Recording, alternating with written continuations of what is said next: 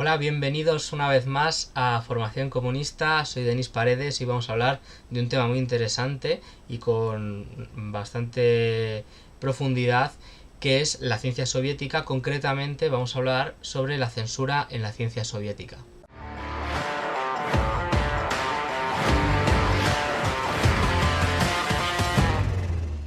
El desarrollo de la ciencia soviética es uno de los procesos científicos más interesantes de la historia de la humanidad, tanto por la cantidad de nuevas ideas y de desarrollos técnicos que se produjeron, como con qué velocidad lo hizo, ya que recordemos, la Unión Soviética pasó de ser un país totalmente desindustrializado, un país de arados con una población prácticamente campesina y analfabeta, a liderar los rankings de alfabetización, de desarrollo económico, desarrollo científico y convertirse en una potencia a nivel mundial.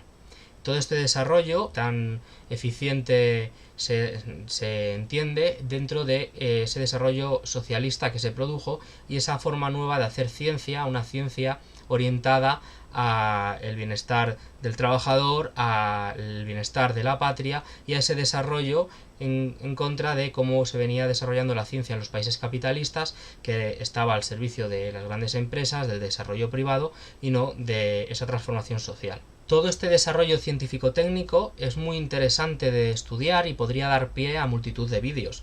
Podríamos hablar de cómo se fueron produciendo esos desarrollos, qué organismos y qué modo de producción y organización permitió que se llevaran a cabo, cómo la Unión Soviética desarrolló multitud de tecnologías y descubrimientos científicos, cómo desarrolló el láser, desarrollos en informática, en comunicaciones, la carrera espacial, que como todos sabéis fue liderada durante muchísimo tiempo por la Unión Soviética, poniendo el primer satélite en órbita, el primer ser vivo, el primer hombre, etc. Todos esos desarrollos son muy interesantes y, como digo, daría lugar a muchos más vídeos, pero hoy me quiero centrar en un aspecto que es en si se produjo esa supuesta censura científica por parte del partido y el Estado soviético sobre los científicos. Esto viene a raíz, ¿no?, de que recientemente ha salido publicado el segundo número de Historia de las Ideas, donde yo he participado con un pequeño artículo hablando sobre esto, así que sí, vengo a hablar de mi libro hoy.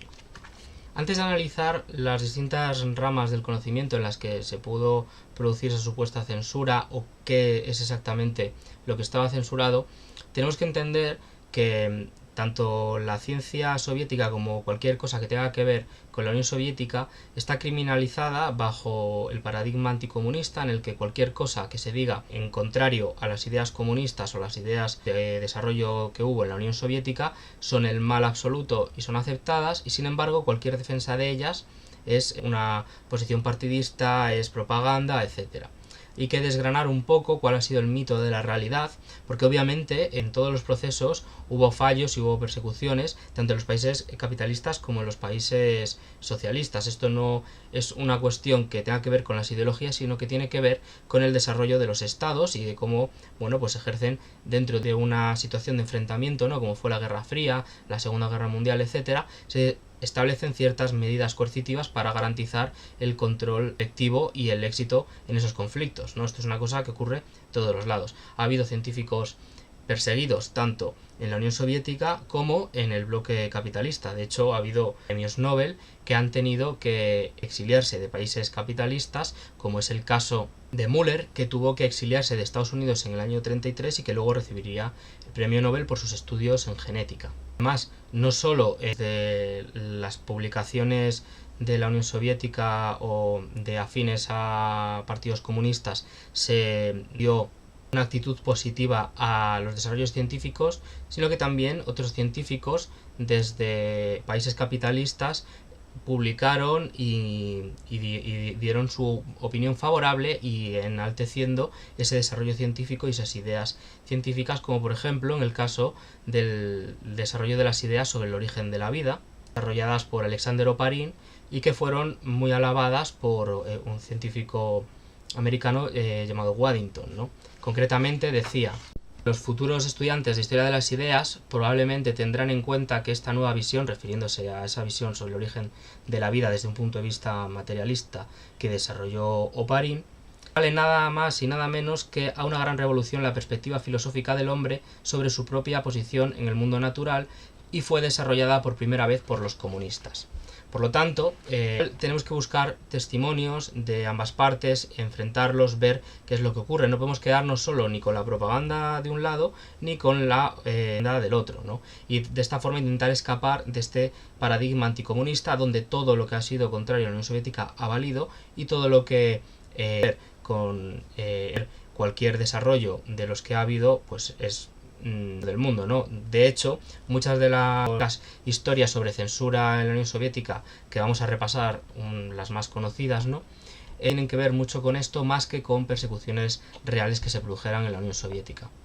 Otro fenómeno muy común a la hora de criticar la ciencia soviética, aparte del paradigma anticomunista, es el utilizar el doble rasero, ¿no? Mientras que un científico occidental podría equivocarse, cuando un científico soviético se equivocaba era por el terrible sistema socialista que les obligaba a ello. De esta forma se han exagerado los fracasos soviéticos y se han atenuado los fracasos que ha habido en el desarrollo de científicos de países capitalistas. Un ejemplo sencillo que podemos ver es, por ejemplo, la figura de Albert Einstein. Albert Einstein es un gran físico, pero al final de su vida él renunció totalmente a la teoría de la relatividad, decía que eso no era cierto y estuvo en contra de ello. Sin embargo, eso pasa como una anécdota de la vida del gran genio. Y por ejemplo a Stalin, por escribir en un artículo de 1906 acerca de las ideas de Lamarck, se le critica porque las ideas de Lamarck todo el mundo sabe que son una chorrada, ¿no? Entonces, claro, a Stalin no se le perdona ser un brillante genetista que tiene que saber de todo. Sin embargo, a Einstein sí que le podemos perdonar renegar de una de las teorías que experimentalmente más demostradas estaban ya en su época. No es que Einstein se negara al principio cuando empezaba la cuántica, es que ya estaba la cuántica desarrollada y él seguía negándose a aceptar esos resultados, ¿no? Esto ocurrió en numerosos casos. También existían en países occidentales, en el momento que Stalin escribió eso, muchísimos científicos que sí eran científicos que defendían esas mismas ideas. Entonces, en un proceso en el que la ciencia está en un proceso dialéctico, que es como se desarrolla la ciencia, en la que se están enfrentando distintas teorías para ver cuál puede ser la verdadera, es normal que en ese límite del conocimiento la gente proponga teorías que luego se demuestren falsas. Es que si no se propusieran teorías que se demostraran falsas y todas las teorías fueran verdad absoluta, no estaríamos hablando de ciencia, estaríamos hablando de fe. Por lo tanto, es muy fácil desde una posición idealista quedarse con lo que ya se sabe y no atreverse a dar ese paso que los materialistas tenemos que dar, porque los materialistas, como vivimos en ese límite del conocimiento y estamos haciendo ciencia, muchas veces tenemos que hacer propuestas que puede que se demuestren erróneas, y así es como avanza la ciencia. Todas las ciencias avanzan a base de prueba y error. Hay que probar ciertas teorías y luego ver si se comprueban o no. ¿Qué ocurrió? Que el lamarquismo se demostró falso, y hablando de lamarquismo podemos hablar del caso de Lysenkov, que es el caso más famoso de defensores de este tipo de teorías dentro de la Unión Soviética. Y vamos a ver cómo no es tanto como nos han contado de que los soviéticos estaban locos y creían que si las jirafas estiraban el cuello a sus hijos nacerían con el cuello más largo, sino que adaptaban ciertas ideas que muchas al final se demostraron también bastante acertadas y útiles en la agricultura. Vamos entonces con uno de los casos más famosos y más recurridos por toda la propaganda anticomunista, que es el caso de Lysenkov y los genetistas. Lysenkov era un ingeniero agrónomo que fue conocido, entre otras cosas, ¿no?, por defender estas teorías neolamarquianas, en las que básicamente lo que venían a decir es que el ambiente podía influir en cómo se produjera la descendencia. Esto, visto desde el punto de vista contrario de la época, que era la idea de los genetistas, que creían en que los genes eran inmutables, que la descendencia venía dada por los predecesores, ¿no? O sea, un padre y un hijo, o sea, una padre y una madre se juntan, tienen unos hijos y los genes de los padres son los genes de los hijos. Esto, en rasgos generales, se puede considerar cierto, pero sí es verdad también que los genes se pueden desarrollar o no, se pueden interpretar o no en base al ambiente, ¿no? Y de ahí viene todo el desarrollo de la epigenética, ¿no?, que demostró que esos genes ideales, y quedaros con la palabra ideales porque luego hablaremos de idealismo, esos genes son los que eran inmutables, no podían cambiar, y los genetistas negaban las mutaciones. Y las mutaciones está demostrado que por la exposición a agentes químicos, a radiaciones, etcétera, esos genes pueden mutar, pueden cambiar, y no existe ese gen perfecto inmutable. Entonces, claro, la visión idealista, como decía, es esa idea de gen perfecto, inmutable, que no cambia, que no hay nada dialéctico en él, frente a unas teorías que intentaban ver cómo eso no era cierto y cómo de ciertas formas sí se podía modificar esos genes, ¿no? Sí es cierto que Lysenkov tuvo muchos fallos, creía que podía hacer cosas que no eran posibles científicamente, y estuvo equivocado, y hay que reconocerlo, y eso es lo que precisamente tiene que hacer una persona que tenga una visión crítica y científica de estos temas.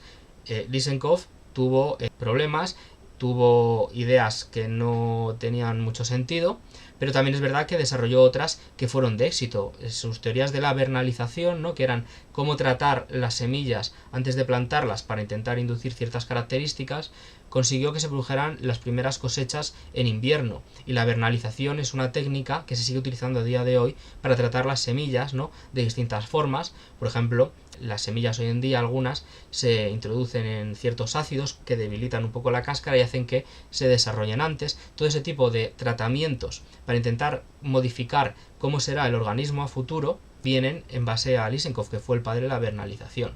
Con Lysenkov se dice que era muy amigo de Stalin, lo cual, bueno, hay una carta referida a Lysenkov y parece más que, o sea, de Lysenkov enviada a Stalin, parece más que Lysenkov era un pesado que quería hacerse amigo de Stalin que otra cosa, pero bueno, no me voy a meter en eso.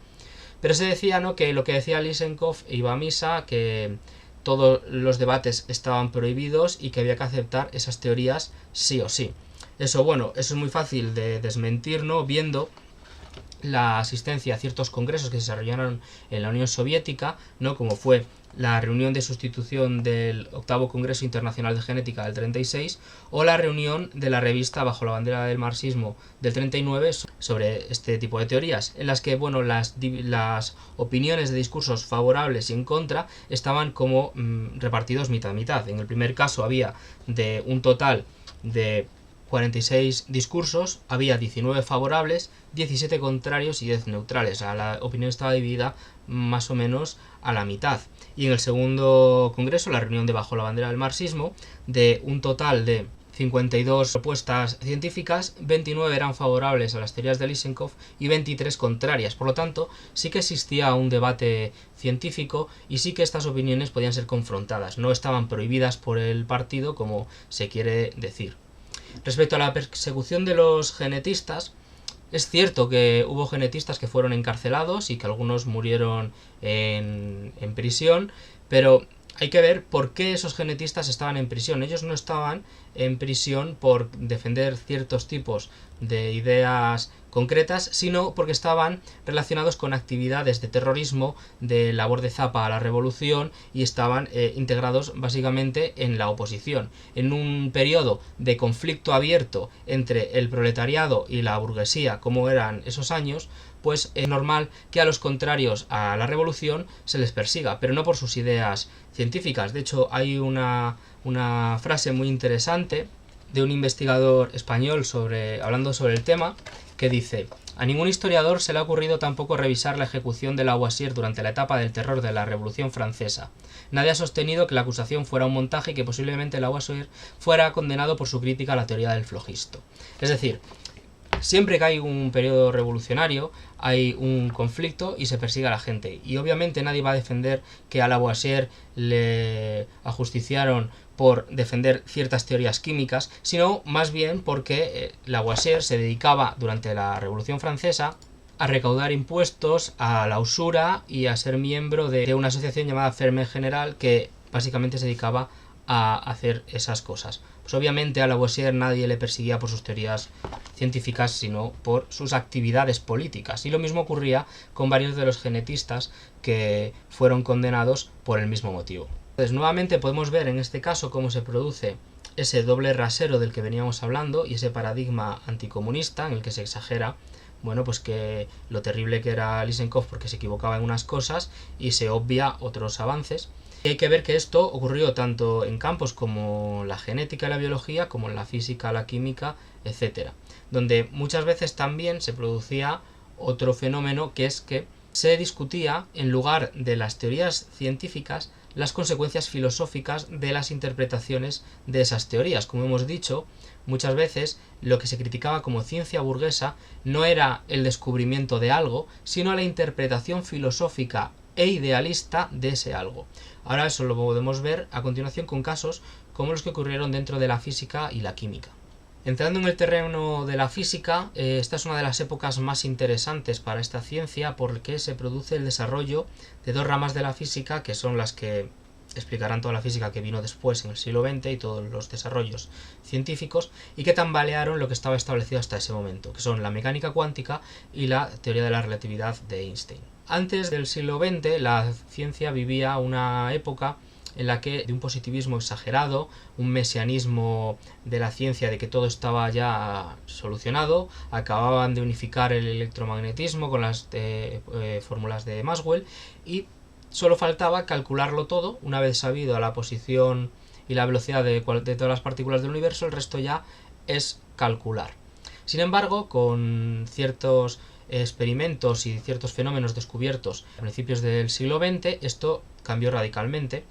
Por ejemplo, en el caso de la mecánica cuántica. La mecánica cuántica, al estudiar el efecto fotoeléctrico, la radiación de cuerpo negro, etc., se llegó a la conclusión de que la energía tenía que estar cuantizada en ciertos paquetes, ¿no?, de energía. No voy a entrar mucho a explicar lo que es la física cuántica, pero sí lo que quiero que os quedéis es que fue una teoría que no se explicaba con nada de lo que había hasta ese momento de física clásica y que fue un nuevo paradigma que pilló por sorpresa a mucha gente. Entonces es normal que mucha gente se opusiera a la mecánica cuántica, como hizo Einstein. Einstein, uno de los grandes genios, luego hablaremos de él en la parte de la teoría de la relatividad que revolucionó también el siglo XX, él se oponía a esa idea azarosa, estadística de la mecánica cuántica porque tenía esa forma de pensar anterior del siglo XIX, de ese positivismo científico, de ahí su frase de Dios no juega a los dados. Bueno, en ambas partes, en los países capitalistas y en la Unión Soviética, hubo gente que defendía la mecánica cuántica y gente que la rechazaba, por igual en ambos sitios. Sin embargo, una vez que la evidencia experimental demostró que todas las mediciones se predecían, además con una exactitud que no había habido en la época, se tuvo que aceptar esas teorías.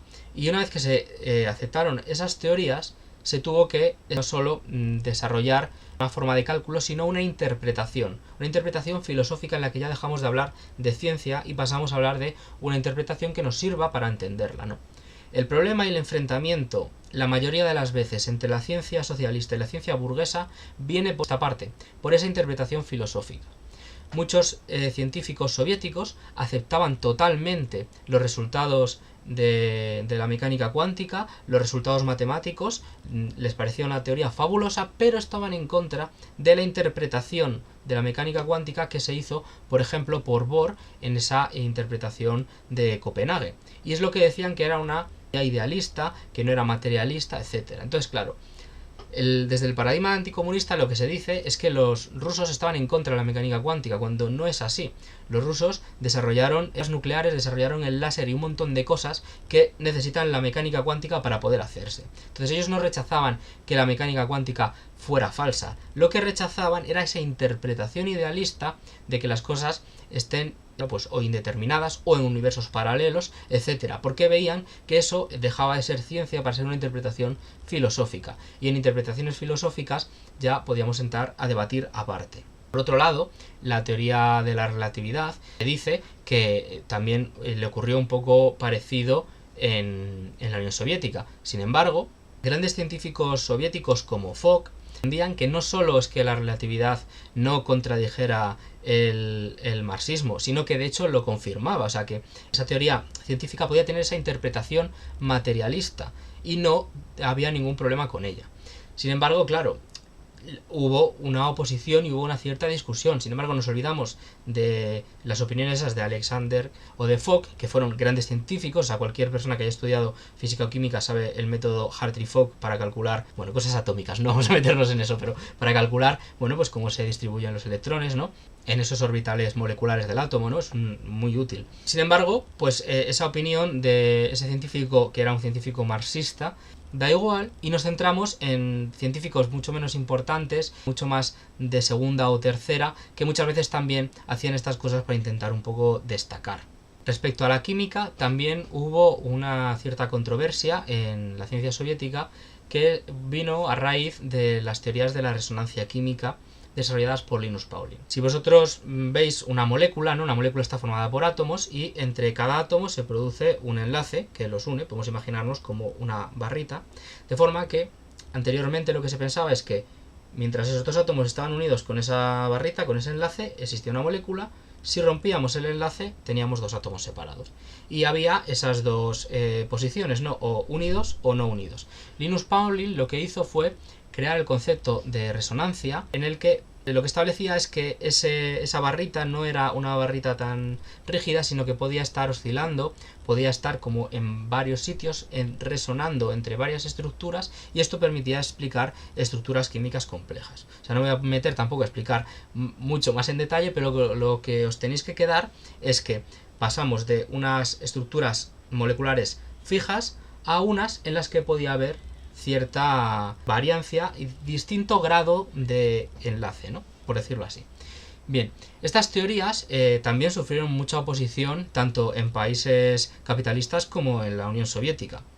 Sin embargo, se dice que hubo científicos soviéticos que se opusieron, y es cierto, hubo muchos científicos que se opusieron porque decían que esto de los enlaces resonantes, eso era un idealismo, que eso era una cosa que no tenía mucho sentido, cuando yo precisamente lo veo al revés y me parece una forma más dialéctica de entender los enlaces químicos, si cabe, ¿no? Pero bueno, no es el tema.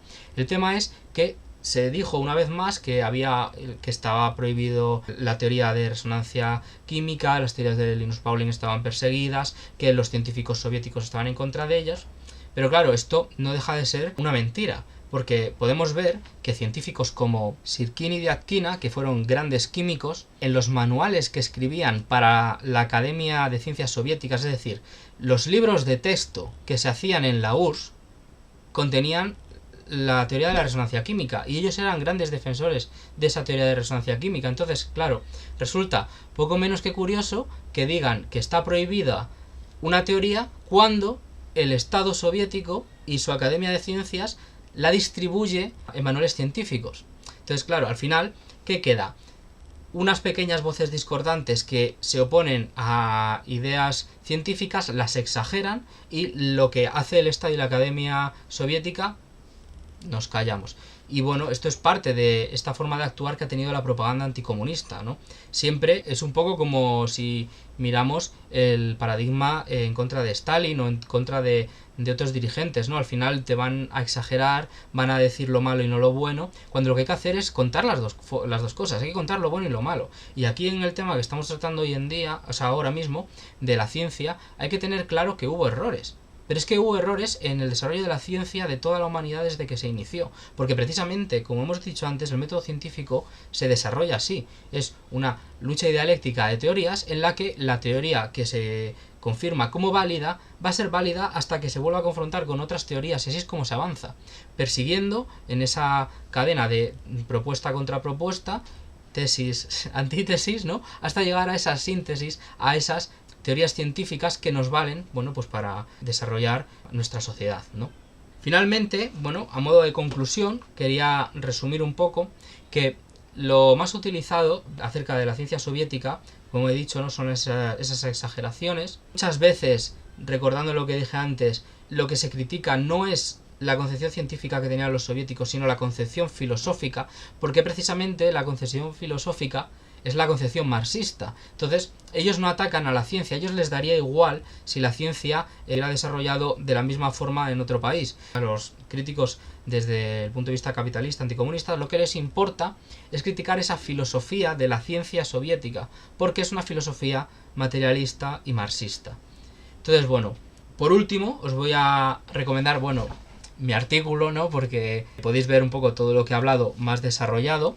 También podréis ver la bibliografía. Pero también me gustaría recomendar un artículo muy interesante de Roberto, que está en la revista de Acero, sobre el paradigma anticomunista, donde profundiza más en esta tendencia que hay dentro de la academia de condenar todo lo comunista y todo lo que sea malo en contra de la Unión Soviética, de Stalin, de otro tipo de figuras, eso, ensalzarlo, y lo otro no nombrarlo. También me gustaría, por último, recomendar, dentro de la bibliografía que yo he utilizado tanto para el artículo como para este vídeo, un libro que me ha sido de muchísima utilidad y que podéis ver además otro tipo de ejemplos que ha habido en otras ramas del conocimiento y de la ciencia de la Unión Soviética, otro tipo de supuesta censura o no que ha habido. Y es el libro de Ciencia y Filosofía en la Unión Soviética, de Loren Graham. Es un científico americano que para nada tiene sospechas de ser comunista, y que la verdad es que, bueno, tiene cosas con las que no estoy de acuerdo, que luego si investigas ves que no son tan así como las cuenta, pero en general es un buen libro para adentrarse en cómo se desarrolló la ciencia soviética. Tiene dos versiones el libro, yo tengo la antigua, pero la nueva, que trae como más ejemplos de otras ramas, la podéis encontrar en internet fácilmente, yo también la he usado. Y bueno, espero que os haya gustado este vídeo, os haya parecido interesante el tema, y que, bueno, veamos cómo se ha desarrollado uno de los procesos científicos más interesantes del siglo XX. Nos vemos en el próximo vídeo. Hasta otra.